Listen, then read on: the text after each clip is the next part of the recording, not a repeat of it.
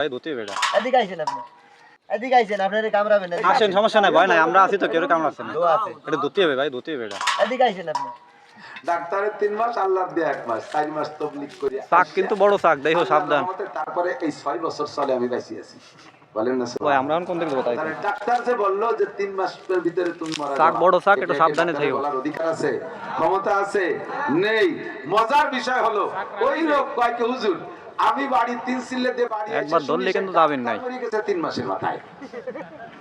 তার মরার কথাটা আমার গহরডাঙ্গার পাশে আছো বেশি ভয় পেয়ে লাভ নাই আল্লাহ আল্লাহরে উঠে দাও মারে কে আল্লাহ ভরসা কিন্তু আমরা সরে আসছি আলা মুস্তাগফিরিন ফাওয়া ফি আই রোগী যারা আছে আমি সুস্থ করে দেব আলা মুস্তাগফিরিন আলা মুস্তারজিকিন ফাআরজুকা এ যুবকরা সমন্বয় আন্দোলন করে স্যাক্রিফাইস দেয়া পাবিও না রুজির দরকার আছে আয় আমার কাছে আয় রাতে যা তুমি কি পারবা কি বলবো এ বুঝো কিন্তু আমার কাছে আয় আমি তো সব রুজির ব্যবস্থা করে দেব কতক্ষণ রুজি দেয় কে কে দেয় আল্লাহ কাজা আল্লাহ কাজা এই তিন দিয়ে করবারকে আল্লাহ কাজা এইরকম এরকম তার মানে আরো যত আছে আরো কত কি আছে একদম গাছের পিওর মধু এই সব কিছু চেয়ে অসাধারণ আল্লাহর কাছে আর এই মধুটা কাটার জন্য ভাই একাই গাছে উঠছে অনেক রিস্ক নিয়ে আমরাও দেখতেছি দূর থেকে দাঁড়াইয়ে এই জন্য এই মধুর দাম একটু বেশি হয় 5,000 টাকা কেজি হইলো এই মধু কাউরে খাওয়ানো যায় না আসলে এতটা পিওর এতটা দামি মধু চাষের মধু যতটা দাম তারপরে সেই তুলনায় এই 12 ফুলের এই যে গ্রাম্য পরিবেশে গাছের মগ ডালে মধু বাসা থেকে মধু সংগ্রহ করার একটা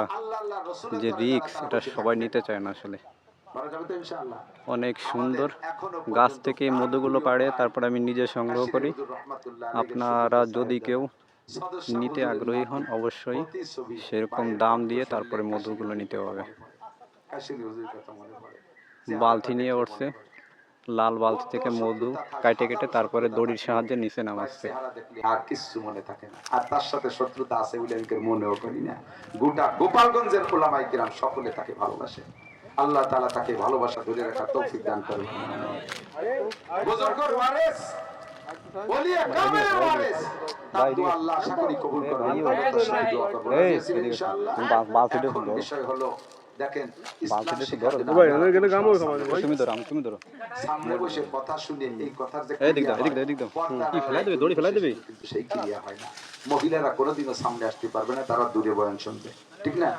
আপনারা এভাবে বয়ান শুনে দিন শিখতে পারেন তবলিগি যে বয়ান শুনে দিন শিখতে পারেন ইচ্ছে করলে বুড়ি সামনে গেলে ভর্তি হতে পারেন মাঝে মাঝে আমার 60-70 বছরে দূরে ভাই একটা